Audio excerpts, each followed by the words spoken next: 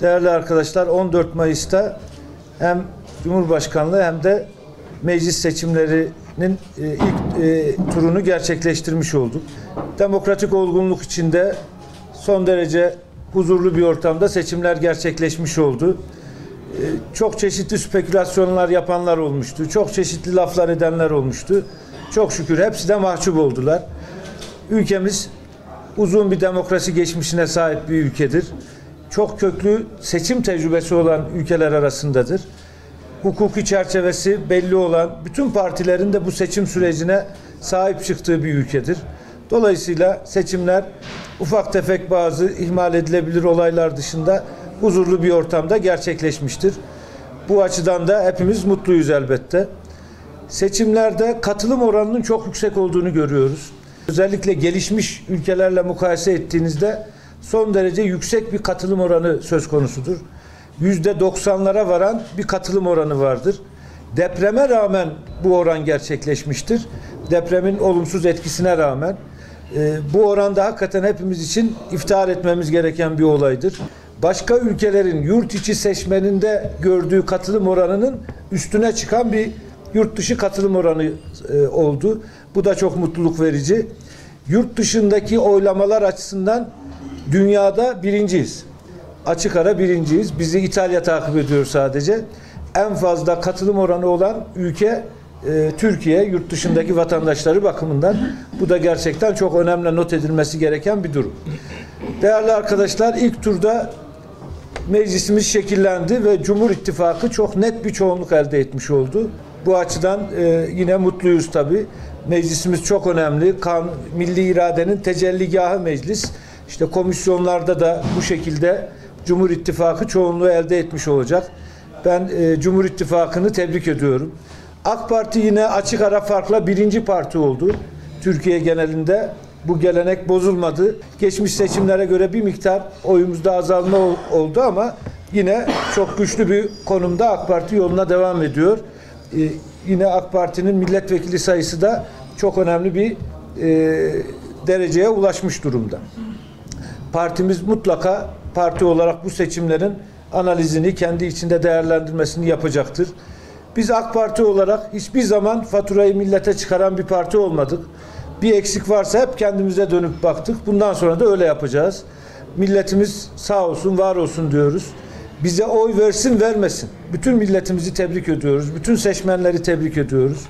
Ve şuna inanıyoruz. Bu seçimin kazananı demokrasi olacaktır. Milletimiz olacaktır. Türkiye'nin istikrarı olacaktır. Dolayısıyla Sayın Cumhurbaşkanımız da inşallah ikinci turda bu seçimleri kazandığında Türkiye'de istikrar devam edecektir. Güçlü bir yönetimle, tecrübeli bir yönetimle Türkiye yoluna devam edecektir. Tarihimizde yine bir ilk yaşıyoruz. İlk defa ikinci tur seçimler yaşıyoruz Türkiye'de. Daha önce böyle bir tecrübemiz yok doğrusu. Yeni yönetim sistemiyle birlikte yeni bir seçim sistemi de biliyorsunuz gündeme geldi. Ve burada ilk turda %50'yi geçilmeyince ikinci turda iki aday yarışıyor. Dolayısıyla mecburen bir tanesi artık ikinci turda %50'yi geçmiş olacak. İlk turda birçok anketin ortaya koyduğunun aksine, sosyal medyada oluşturulmaya çalışılan algı operasyonlarının aksine Sayın Cumhurbaşkanımız çok net bir netice elde etmiştir. Farklı bir şekilde en yakın rakibinden 2,5 milyon civarında oy farkıyla birinci olmuştur. Ama yarım puanlık bir farkla da %50 aşılamamıştır.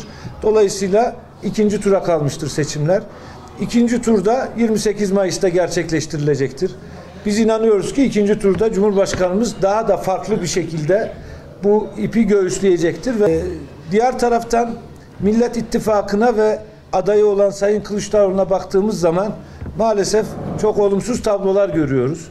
Birincisi karşı tarafa diyelim baktığınızda seçmeni suçlayan, depremzede seçmene dahi fatura çıkaran, çok ağır hakaretler eden bir üslup görüyoruz. Bu üslup ülkemizin demokrasisine, siyasetine yakışmıyor. Onları aklı selime davet ediyoruz gerçekten. Bu yaptıkları ülkemiz adına hepimizi mahcup eden tavırlardır. Bu tavırlarından dolayı özür dilemelerini ve bu tavırlardan vazgeçmelerini bekliyoruz. Yine seçim sonrası muhalefetin U dönüşleri yaptığını görüyoruz. Seçim öncesi hiçbir şekilde dile getirmedikleri milliyetçi bir takım söylemleri şimdi çok keskin bir şekilde dile getirme çabası içinde olduklarını görüyoruz. Bu da halka güven veren bir tavır değildir. Bu ani dönüşler halkın aklıyla alay etmek demektir. Halkımız son derece akıllıdır. Halkımız kimin ne yaptığını, nerede durduğunu, kimlerle birlikte durduğunu çok iyi görmektedir. Dolayısıyla bu U dönüşleri hiçbir şekilde halkta bir karşılık görmeyecektir, bulmayacaktır. Tam aksine halkın güvenini daha bir kıracaktır bu siyasetçilere dönük olarak ve 28 Mayıs'ta inşallah hep birlikte bu tablonun sonuçlarını da göreceğiz diye düşünüyorum. Yine seçim akşamı bazı belediye başkanlarının çıkıp gerçek dışı bir takım beyanatlarla halkı yönlendirmeye, tahrik etmeye çalışmalarını da unutmayacağız elbette. Onlar da kredibilitelerini çok eritmişlerdir. Halkın gözünde güvenlerini kırmışlardır. Bunu da ifade etmek isterim. Kendi kanallarında, kendi kaynaklarında dahi AK Parti Cumhurbaşkanımız önde gözükürken çıkıp televizyonlara gerçek dışı beyanlarda bulunmaları onlara da hiçbir şekilde yakışmamıştır. Kendilerinden de özür bekliyoruz hala. Maalesef bir özür de görmedik bugüne kadar. 28 Mayıs'la ilgili bizim en önemli çağrımız şudur.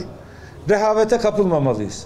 Her ne kadar oldukça önemli bir farkla önde olsak da, her ne kadar karşı blok moral bozukluğu çöküntüsü içinde olsa da, her ne kadar vatandaşımıza güven vermeyen söylemler olsa da karşı tarafta, bizim yine de işi çok sıkı tutmamız gerekiyor. Rehavete kapılmamamız gerekiyor. Ben bütün vatandaşlarımızdan birinci turda oy kullansın kullanmasın, bütün vatandaşlarımızdan oylarını kullanmaları için özellikle istirhamda bulunuyorum. Güçlü liderlik bu dönemde çok önemli. Tecrübeli liderlik çok önemli. Sayın Cumhurbaşkanımız tecrübeli, güçlü bir lider olarak inşallah bu zorlu zamanlarda ülkemizi çok daha iyi noktalara taşıyacaktır. Türkiye 100 yılı diyoruz. Cumhuriyetimizin 100. yılını gördük. Şimdi önümüzde yeni bir 100 yıl açılıyor. Türkiye 100 yılına geçiş dönemi bu dönem. 2023-2028 dönemi Türkiye 100 yılına geçiş dönemi. Siyasette, dış politikada, ekonomide, sosyal politikalarda her alanda yeni hamlelerle, yeni atılımlarla yolumuza devam edeceğimiz bir dönem inşallah. Dolayısıyla bu dönemde ben halkımızın risk almayacağını, karmaşık yapılardan, tutarsız politikalardan yana tavır almayacağını, tam aksine güçlü, tecrübeli liderlikten, yine güçlü kadrolardan, güçlü, tecrübeli kadrolardan yana tavır alacağını, tutarlı politikalardan yana tavır alacağını düşünüyorum. Yürekten inanıyorum. Vatandaşımız ne derse, sandıkta ne ortaya koyarsa başımızın gözümüzün üstünde. Bize oy versin vermesin. Bizim anlayışımız budur. Bize oy versin vermesin. Bütün seçmenlerimiz başımızın tacıdır. Hepsine de hizmet edeceğiz. Ömer Aşkın İki Haber Ajansı'ndan öncelikle hayırlı olsun seçimler.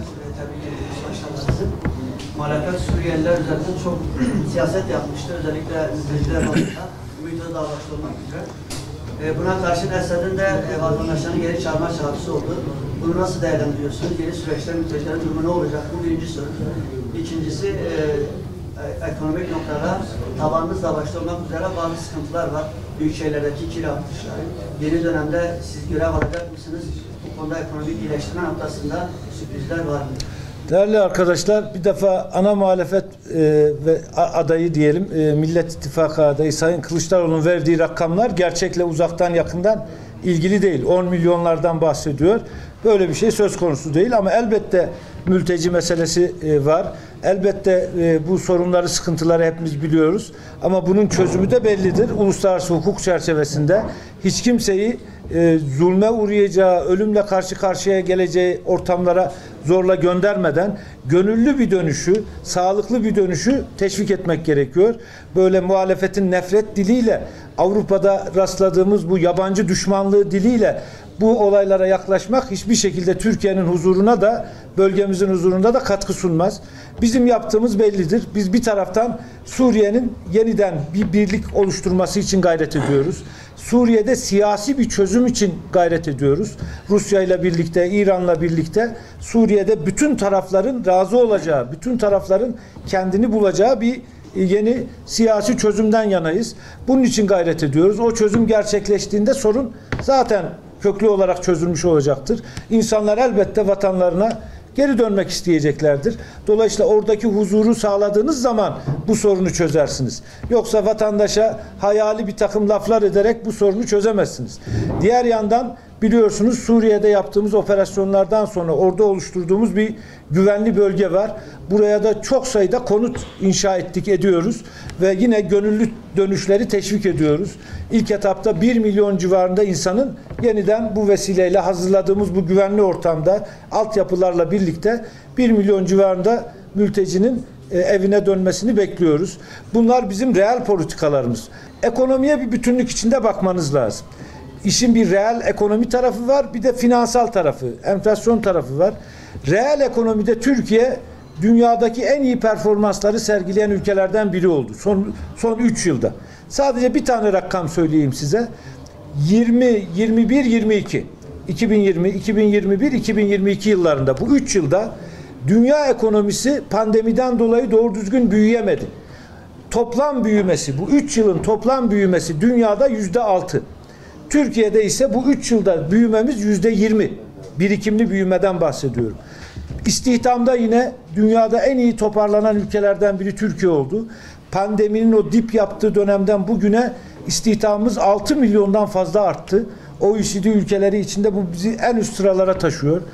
İhracatımızda çok ciddi artış oldu. 170 milyar dolarlardan 255 milyar dolarlara geldi. Turizmimiz toparlandı. Çok önemli bir yere geldi. Dolayısıyla Türkiye reel ekonomide iyi bir performans koydu ortaya. Ama tabii ki biz de kabul ediyoruz. Tüm dünyayla birlikte Türkiye'nin yaşadığı en önemli sorunlardan biri enflasyon. Burada da neyi yaptık? Bir taraftan büyümemizi devam ettirirken diğer taraftan enflasyonla mücadele ediyoruz. Bir yandan da bu enflasyonun toplum üzerindeki olumsuz etkilerini, geniş kesimler üzerindeki olumsuz etkilerini giderici politikalar izliyoruz. Emeklilere yaptığımız artışlar, asgari ücrette yaptığımız artışlar ve yapacağımız düzenlemeler bu Temmuz ayında biliyorsunuz. Bütün bu konularda yeni adımlar atılacak. Sayın Cumhurbaşkanımız bunu ilan etti zaten. Asgari memur maaşından tutun asgari ücrete, emekli maaşlarına varıncaya kadar çok çeşitli adımlar atılacak. Bu çerçevede bahsettiğiniz kira meselesi de önemli gerçekten. Kiralardaki artış, özellikle metropollerde kira artışları oradaki vatandaşlarımıza, kamu görevlilerine önemli sıkıntılar oluşturabiliyor. Bu konularda da yine seçim beyannamemizde bir genel çerçeve koyduk ortaya. Bu konularda bir adım atacağımızı, belli adımlarla bu rahatlamaları sağlayacağımızı ifade ettik. Bir yandan metropollerde yaşamak durumunda olan insanları rahatlatıcı adımlar, bir taraftan da konut arzını, konuttaki üretimi arttırıcı ve böylece piyasaları da aşağıya doğru getirici adımları eş zamanlı olarak inşallah önümüzdeki dönemde atmaya devam edeceğiz. Teşekkür ediyorum. Sağ olun.